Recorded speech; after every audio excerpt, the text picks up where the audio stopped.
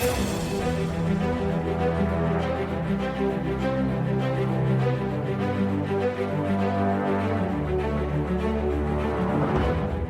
went to the Police Bravery Awards last summer, and for dinner, I sat next to the National Police Chaplain. I'll confess I was a little unsure what we would talk about. I'm not a religious person, although I was christened and went to a Church of England primary school. It's not part of my life today. What would you say to a vicar at dinner? Well, it turns out quite a lot. I'm Catherine Levin, editor of Emergency Services Times, and in this episode of For Every Response, I talked to the Reverend Matthew Hopley, who has been the National Police Chaplain for the last 3 years. He has an interesting phrase that has stuck with me since our conversation. He says, relationships lead to trust, and trust leads to opportunity. Having met me last summer and at other events since then, including the Emergency Services Show where he spoke about the well-being of officers involved in the 2024 riots, we agreed to have this chat ahead of the National Police Chaplains Conference. It is trust leading to an opportunity in action. He says that serving people, making a difference in communities, has always been part of his life. He is a Pentecostal minister, which means he is known as Pastor Matt, in fact. But it also means he gets to call himself Reverend. Matthew became a volunteer police chaplain in 2011, working for West Midlands Police. He moved from a career in retail to a career in policing. He worked on investigations and surveillance for Asda, and that brought him into regular contact with policing. We start a conversation by talking about his national role.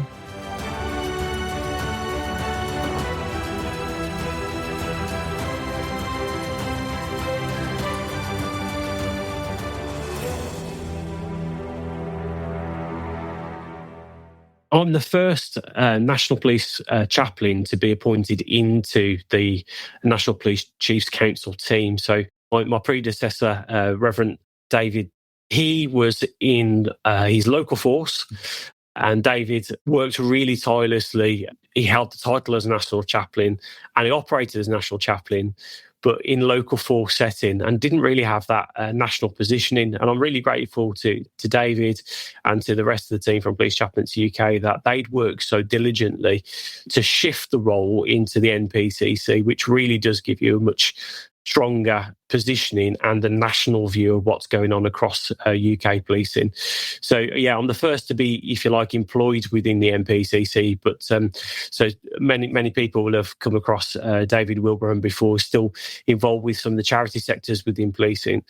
Really grateful to David for the work that he did around the positioning of the post for the future. So does every police force have its own chaplain? Is it a standard role for a force to have, or is it unusual? So chaplaincy has been around policing for many, many years. We're actually trying to do some research to understand how long it's been around. I'm grateful to the team, actually, in West Midlands Police, who've got a plaque, and I think it's from sort of like 68 or something, that has got some kind of record of a chaplain being involved in some kind of pastoral care through enforcement. So we're trying to find out more of the history around how long a chaplaincy's been around. But each police force should have a chaplaincy provision in place that supports with the pastoral care of officers and staff.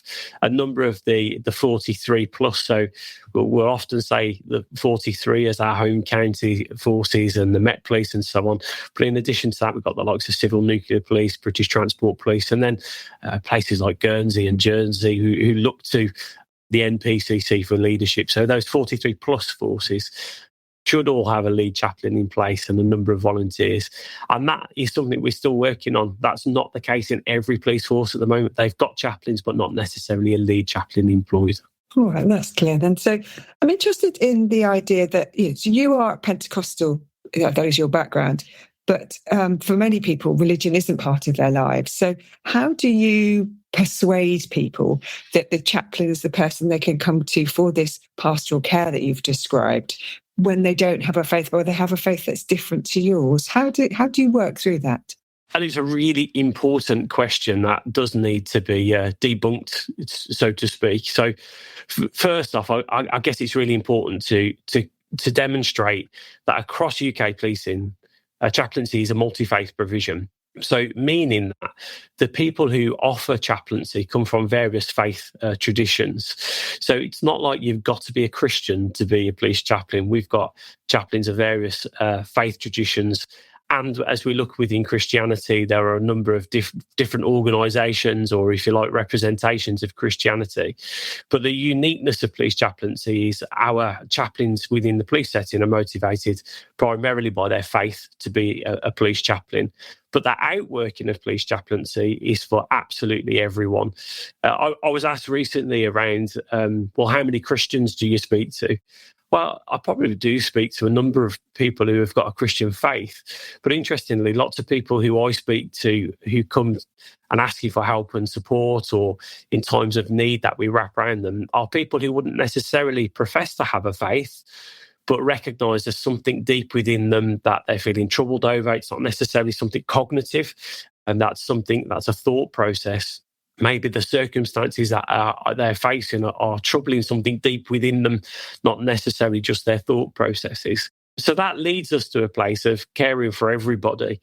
But I have some of the most fascinating conversations with people, particularly about faith, are people who are not of a Christian view or maybe aligned to Christianity, but actually they've got a crisis happening in their world. It might be to do with their relationships, finances, work-related, circumstantial stuff that's unfolding in their world. But actually people of different faiths are quite attracted to speaking to somebody who's deeply rooted in their respective faith. So for me as a Christian, because they're not looking for somebody to condemn them or to preach at them in line with their respective faith traditions. They want somebody who can care for them and help them move forward. And I think there is, particularly across faith settings, and we see it through Christianity and in other faith settings, where if you've got a crisis of faith, some people they don't want to go to their senior minister and feel like they're going to get preached at or maybe viewed differently. And I guess that's probably why lots of people of different faiths are quite comfortable to speak to me. They know that I'm not going to challenge them on the teaching of their faith. I'm actually pastorally interested in their well-being. How can they grow and develop, or how can we encourage them through the difficult times that they're journeying? So the clarity of answer is chaplaincy is there for absolutely anybody, whether they have a faith, belief, or any traditions around historical traditions in their upbringing. Chaplaincy is there for anyone. I think caring for everyone sounds quite exhausting in terms of the role that you have. So you've been doing it for 3 years now. I wonder, how do you look after yourself when you're taking on so much from others? Yeah, so one of the pieces of advice that I give to anybody who's got any sense of giving out to other people is you've got to surround yourself with people who will replenish you. So myself and my wife, Donna, we're really blessed that we've got 2 other couples around us who their families are the different ages to ours. My children are 23, 22 and about to be 18, my youngest daughter, whereas their families are slightly younger. But we found that if you journey life with people outside of maybe your ministry setting or your work setting, actually having those people as a safe place who you can laugh with, cry with, enjoy life with, where the commonality isn't always about, policing, for example. That's a really good way of being replenished. I know personally, one of the things for me is in a busy family life setting, in a busy work setting and so on, being able to step out of those moments of giving out to other people and protect yourself, whether it's a weekend away, whether it's being really clear around those things that replenish you. So my wife, she's quite happy in times of challenge. She can shut down and she can just sleep at any point in time, and she can maybe just crash out and have a really good night's sleep. And that good night's sleep could start at 6 p.m. in the evening for her. That works really well for her. Whereas for me, actually doing something practical is really important for me, where I can unplug maybe part of me where I'm thinking about other people and be focused on doing something really practical. So I love doing DIY and building things and getting hands on and actually seeing something practically constructed or made as a result of your efforts. So yeah, surround yourself with good people, have some interest or something that you can throw yourself into that kind of takes your cognitive thinking away and focuses it somewhere else. There's some of my practical advice that I give to people in leadership, and I exercise that in my own life as well. I think that's great. I really love that word, replenish. I think there's a lot of very wise advice in there. I'll be thinking about that myself this weekend as we try to sort of switch off from work. Now, you're going to lots of events. I met you. In fact, I've met you many times, and I first met you at the Police Bravery Awards, where we sat and watched the incredible events that the Police Federation put on every year. And I wonder, when you're going to events like that, whether they're celebrations like that or conferences, where we were at the Response Policing Conference as well, which is, looking at a particular sector of policing. What is it you kind of draw from those events that helps you move forward? Is it a networking thing? Is it a listening and making sure you know what's going on thing? What do you get out of those things? Yeah, I think when I first came into post, I was really clear that I'm going to sound a bit like a politician at the moment. I needed to be around the people. I needed to be out and about. I needed to be visible. I need people to understand that I am approachable, that I'm not somebody who's sat tucked away, hovering on a cloud somewhere. I'm somebody who wants to be around the people. I want to have my finger on the pulse of what's going on within and policing. So that does mean being around. I look at my diary today. I've got a number of commitments throughout the course of today. Some of those where I will be the present to listen, to understand, and some of those it'll be me who will be sharing some vision and direction on particular matters that are unfolding right now around us. So I think being present in spaces is really important. And I think when I first came into post, it was really important that people got to see me, get to learn a little bit about me, my character, and the way in which I contribute to policing, of somebody who has an understanding of policing, as well as that sense of being pastorally interested in people. So if we think about the Bravery Awards, when we first met, the table that I was particularly sat on was the table where those who had just maybe been honoured or had given a little bit of an insight or an interview, as they came off that platform, they came past us, and we could see the emotional state. And I have no issue in saying that I'd shed a few tears that night listening to some of the heartbreaking stories that had been shared by officers, or the tributes that were being given to the work that they'd done. So being able to step alongside those people as they're coming off that platform moments, just to encourage them, pastorally check in with them. But also, it is that sense as National Chaplain, being present in those spaces lets people know that you are pastorally attuned to what's going on across the nations. And as we think about what's happening within the nation, so we've sort of talked about how you can deal with people who have had an experience in their life and are then celebrated because of their response. And we saw that at the response conference about National Response Officer of the Year and what he'd been doing in the Isle of Wight, which was great to see. And then we look at what's happening with us nationally and the raising the threat level and what's happened in Golders Green. I wonder, in terms of your response to that, seeing that, how do you come back into policing when you see things like that change on the national stage? Yeah, absolutely. I think it's important that we reference what's going on internationally and how that outplays on the streets within our communities here across the UK as well.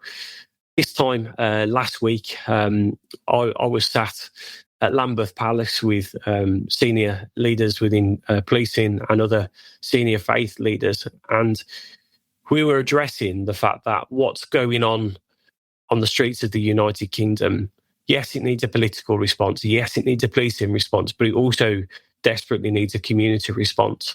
And that community response is made up of people of faith. It's made up of neighbours, people who genuinely care for one another. It's businesses, it's community centres. It's a whole collective of people who respond in these times of need. Unbeknown to us, that in less than a week after us being sat and working through some of our feelings and thoughts and plans for how we can support one another, less than a week later, we've got the attack that has unfolded, that we've seen in the media, and we continue to understand more around the offender who was involved in that attack.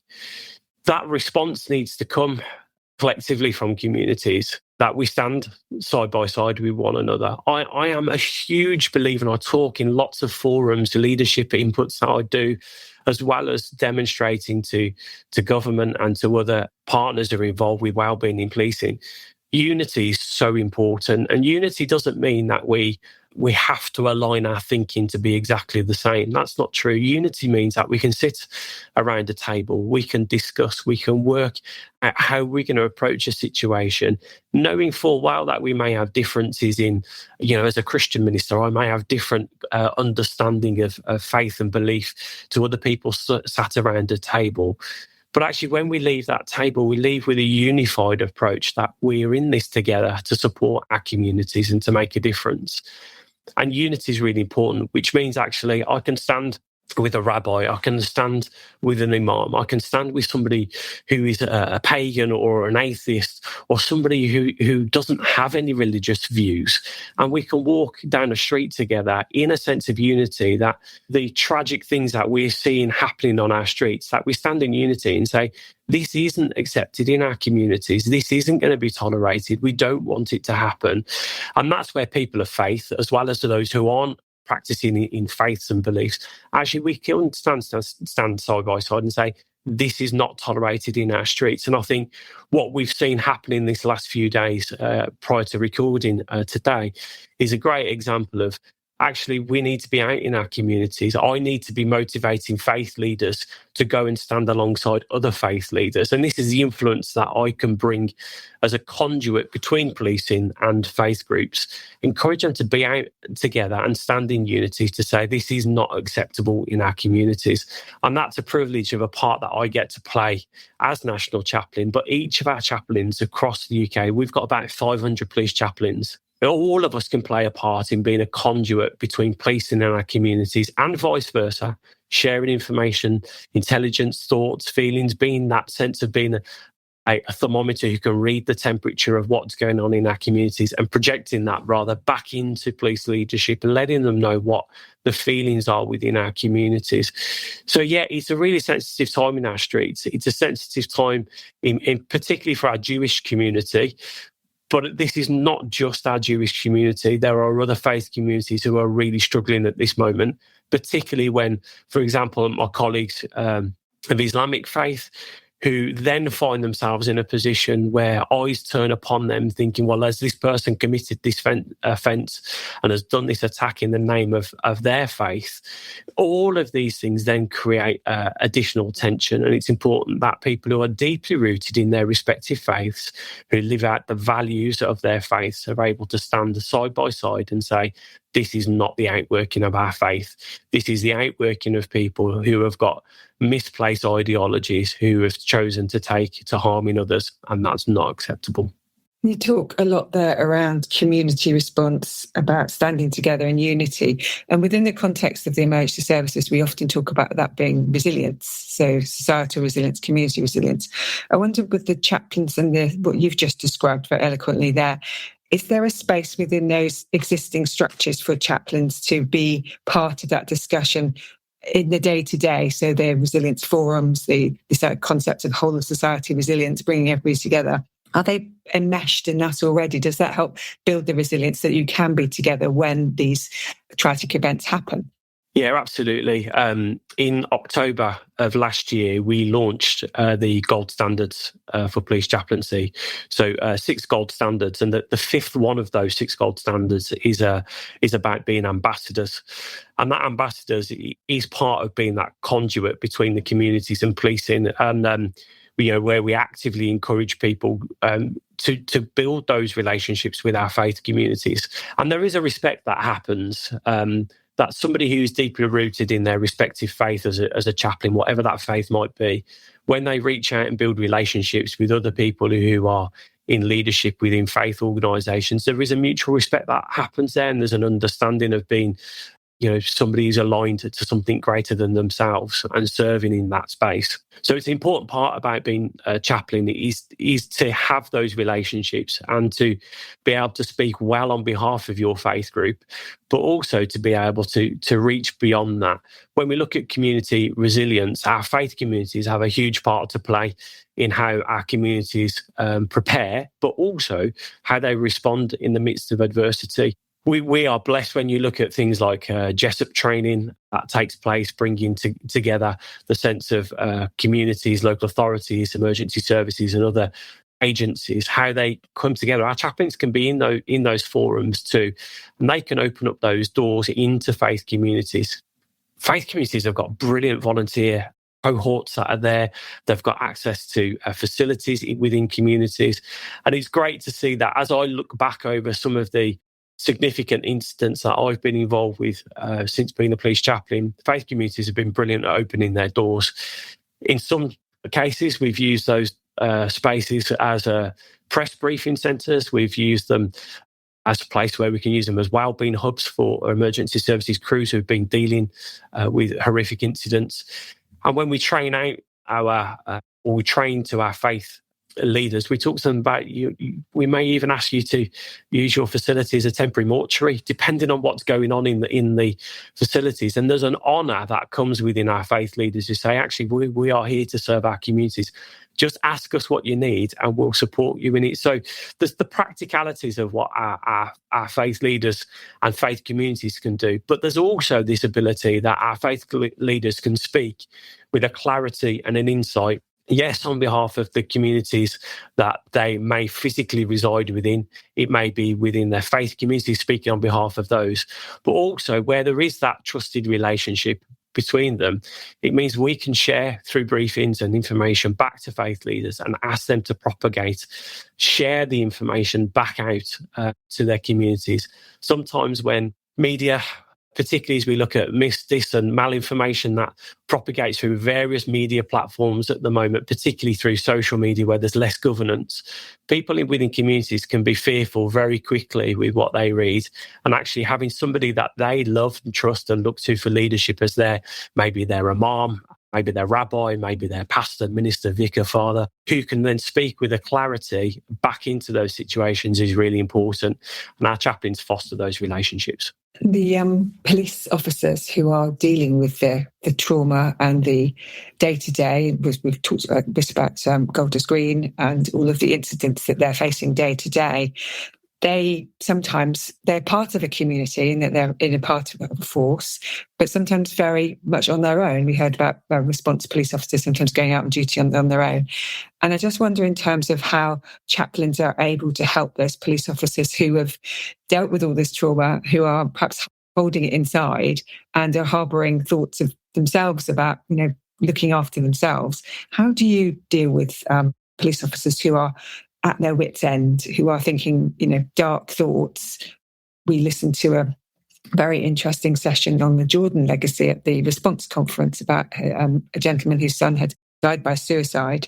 And he talked a lot about how to support police officers. So I just wonder what chaplaincy can do to support those officers. And do you think that policing itself looks after its own well enough? Sure. Well, I think the first acknowledgement is the public are the police and the police are the public.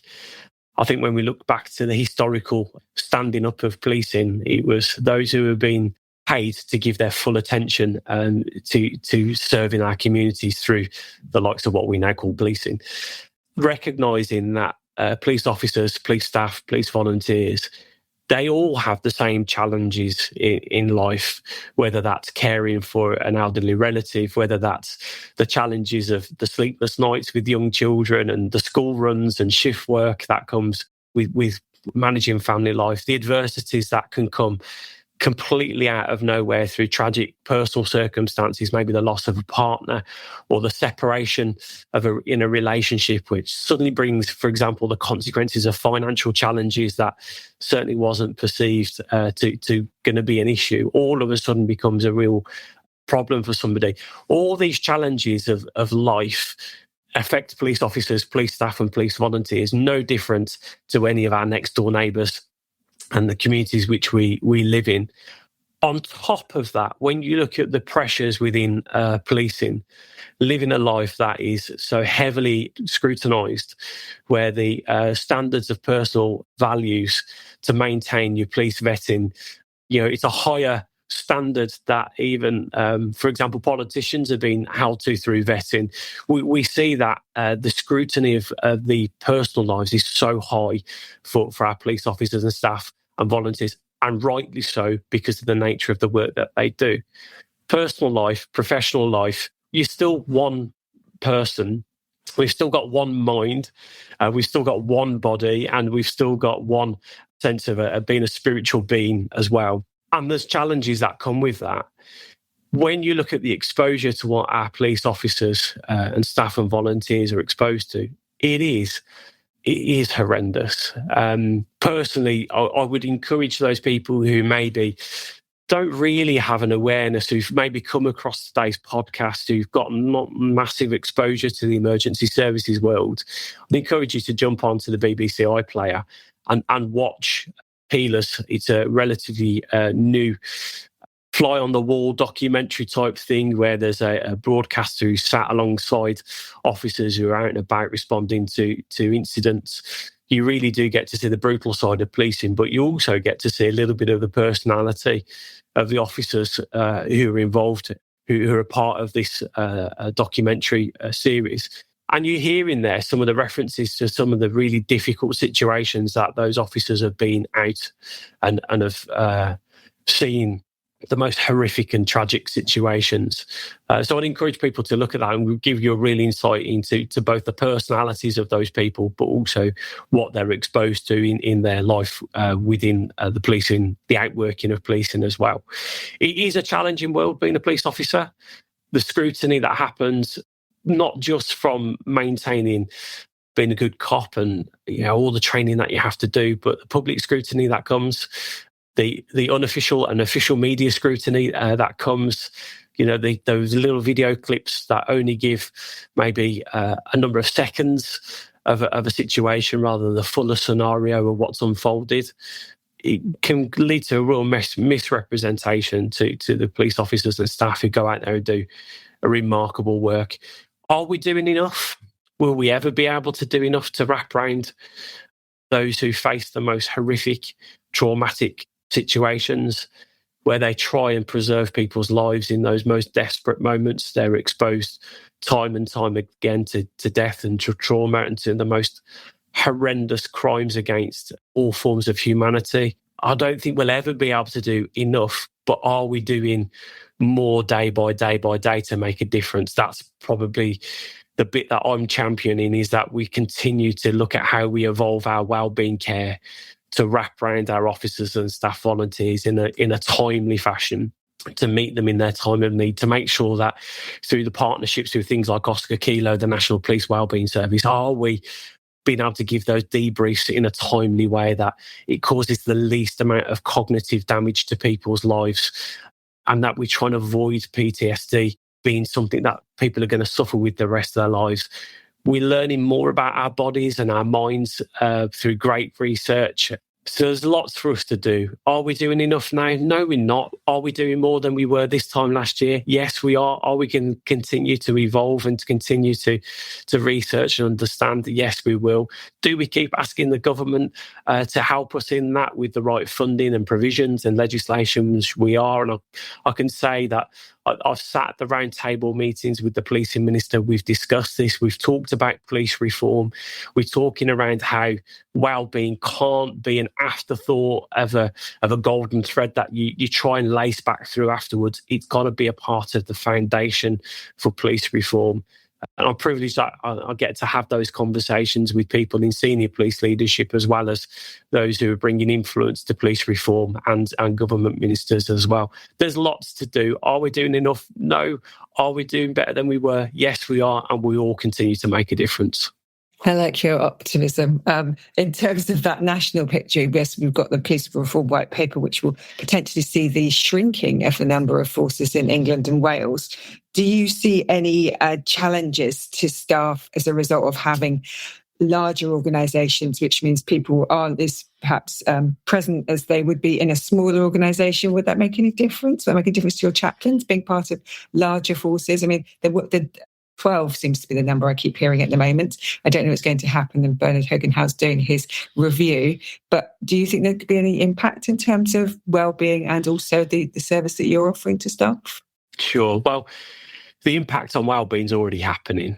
What wasn't helpful is, as we came to the latter part of last year, numbers like 12 had been shared and had been amplified through conversation. But what was clear is when the white paper did come out at the start of this year, there was no number given, and the review strategy was announced not long after that to try and work out what might be a proportionate way of realigning the police forces. So although there has been numbers mentioned prior to the start of this year, they haven't been mentioned since by official sources. So it'd be interesting to see how that review takes place and what the findings of that are. There is going to be it is complex, and it will bring complication as we look to see how the realignment of police forces will happen. My comment there was, yes, we're already experiencing it, because particularly for police staff, where they are open to redundancy and realignment of their roles, that is a challenge. Police officers, their roles are protected from the likes of redundancy, and they will just be redeployed. Who knows how it may unfold with the alignment of police forces. It may be a shift of a force crest, but they may still end up policing their very same communities. I don't know. What I do know is for police staff, there is uncertainty for them around if we've got X amount of particular departments that are going to be brought into smaller spaces, or a larger space rather, but with smaller leadership. There's going to be an impact on those roles. So I think that there is already a concern for people, particularly staff, around what that looks like. And as we think around those alignments that will happen, some of those could happen within a relatively short space, maybe for more national functions. But I think for police forces themselves, it's going to be a number of years until we actually start to see how that alignment could unfold. But absolutely, there are challenges out there. And because of the lack of certainty for people, because the facts have yet to be established and the blueprint, if you like, has yet to be totally formed, that propagates uncertainty in people's mind and thinking. So it is a concern for people. From a chaplaincy perspective, the bread and butter of a chaplain is the pastoral relationships, building relationships with people. So when I teach on chaplaincy, I teach on relationship leads to trust, and trust leads to opportunity. And ultimately, our chaplains, that 500 so volunteers, chaplains, they're the people who will continue to build relationships with people on the ground.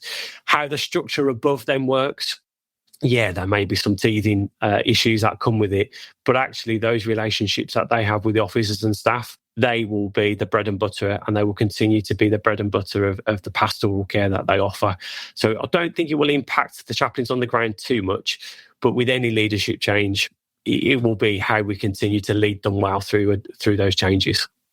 Yeah, and I think the uncertainty is often the thing that causes the problems and makes people unsure. They need good communication. They need to know what's happening. So hoping that as those sort of the National Police Service ideas develop, that there'll be plenty of good communication. Now, that's national function. So that's in terms of places like PDS, the Police Digital Service, forensics going nationally. One of those services, the National Police Air Service. And you were at the launch recently of a new helicopter into the service as a result of new investment. I wonder if you could tell us what it was like to be there at the launch and why you blessed the helicopter. Sure.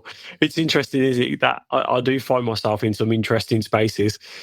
And one of those was blessing recently one of the first of the new fleet of MPAS helicopters that are about to be sent out across the country. Why was I there? Well, actually, it dates back to my involvement as a volunteer chaplain back with West Midlands Police. There was a disaster in Scotland where a police helicopter came down, and tragically, the crew and a number of members of public died in that incident. And the fleet, that particular craft that had crashed, that fleet was grounded for a period of time. And I was regularly checking in with the MPAS team, or they weren't even called MPAS at the time, but it was the Police Helicopter Service aligned regionally. So I was checking in with them at Birmingham Airport, and their senior pilot was given the clearance that later on that day, once various parts and recalibration tests had been done, that they'd be able to lift. And the senior pilot who was there on the day said, well, I'm not going back up in this craft until it's been blessed. So all those years ago, it was the first time that I'd been asked to bless a police helicopter. And it was literally a thrust on my toes moment where I didn't really know what I was going to say or do. And they gathered the engineers who'd been there doing the calibration tests of the helicopter, the flight crews, the airbase crew. We were even joined by some of the fire officers from Birmingham Airport. And we kind of gathered everybody around, and the senior pilot had said, so I'm going to hand over to the Padre, obviously an ex-military person, for the craft to be blessed before we lift again. And in that moment, I understood the poignancy to the people who operate those crafts, both those who are on the ground, the enabling teams, but also those who physically go up as observers, navigators and pilots and so on. The importance for some of those around knowing that there is a sense of a blessing over that craft. So that was my first time that I'd blessed a police helicopter. And that story has obviously resounded with a number of people. So when this new fleet was coming on board, and the first of them was being handed over to policing a couple of weeks ago, I was asked if I would go and bless the aircraft. And I think it was important to remind people that an aircraft itself doesn't have it's not like it's got a soul and spirit, so to speak. Although I've met a number of pilots who've said maybe they've got a mind of their own or a personality of their own. But it is that sense of what is the aircraft being used for? So that sense of good over evil, or standing for looking to get the righteous outcomes, or, drawing on the analogy of, light in times of darkness. That's exactly what the tool of the helicopter is being used for. So it's a blessing over that piece of kit and what it's going to be used for, but recognising that those people who step on board and lift to attend incidents, they're putting the trust in the technology that keeps them physically up in the air, and the sense of, like the pilot had said to me previously, I want this craft blessed before we go up on it. That sense of being able to bless it, I know it's important for those people who step on board as well. So, yeah, that sense of there's a photograph with me lay with my hand, my hand lay on the nose cone of the helicopter, praying over it. It's not because that it's got a soul and I'm praying over the soul of the helicopter.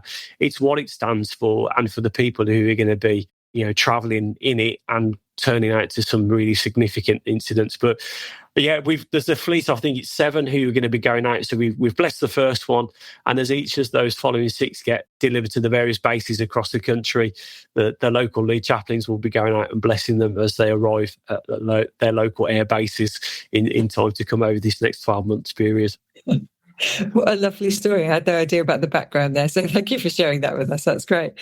So we're just going to come to the end of our chat today. We've come to time. I just want to ask you one last question around your national conference. Now, you're meeting in June with your fellow chaplains. I wonder if you could just give us a sense of the themes and that you'll be talking about at that conference, whether that's perhaps reprising some of the things we've talked about today, or whether there's a particular thing you're looking to achieve from that event. So perhaps just give us a little sense of what people can expect.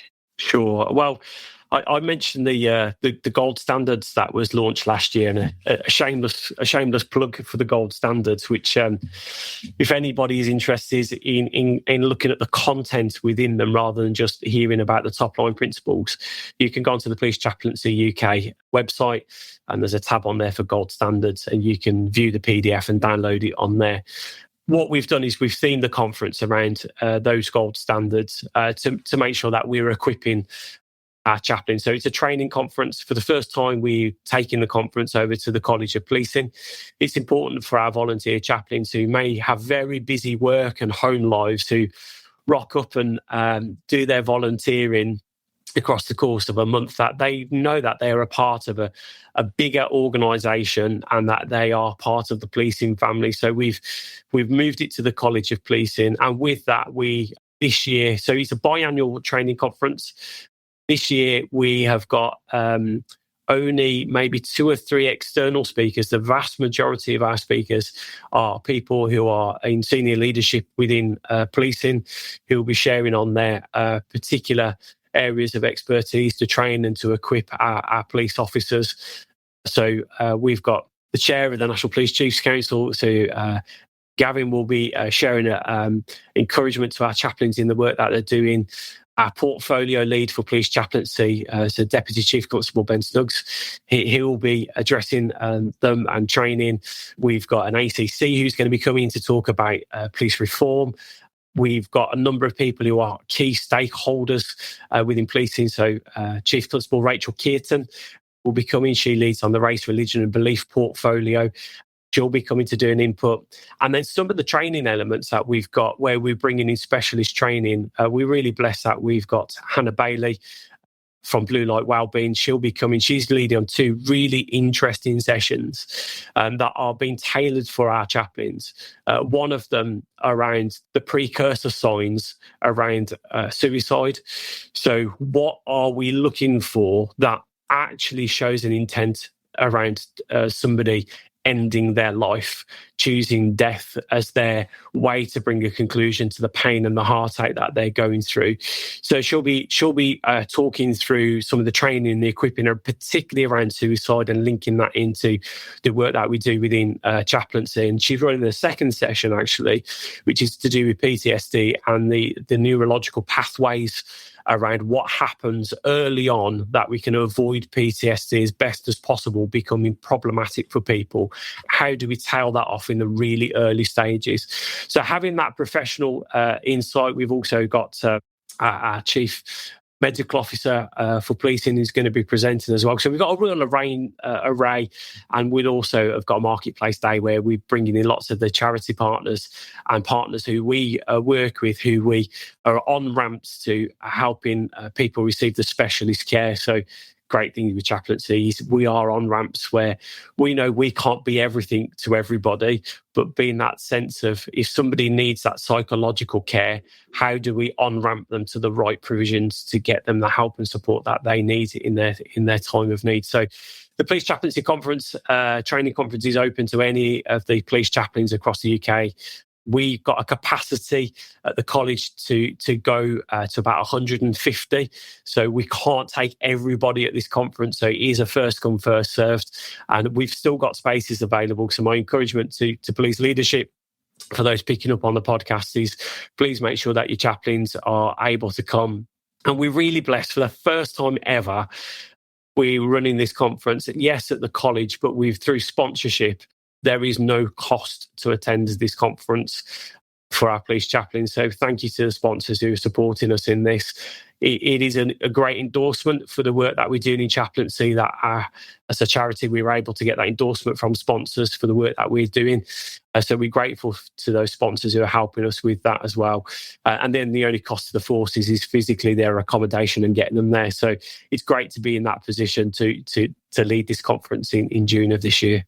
Yeah, that sounds like a great conference, and very busy with lots of different inputs. I'm interested in this word on-ramp. It's not one I use normally, so I like that one. And of course, yes, you're right, sponsors are always important in terms of providing their financial background, but also just in terms of their providing solutions that can help with, many of the issues within the emergency services. You will hopefully be able to join us at the Emergency Services Show this year. I know you were certainly there last year, where we bring in all of our suppliers and to provide that connection between those doing the work, the front line, and those who are able to help with the challenges. So hopefully we'll see you there, maybe be able to get you on stage, which would be very nice. So let's see what we can do there.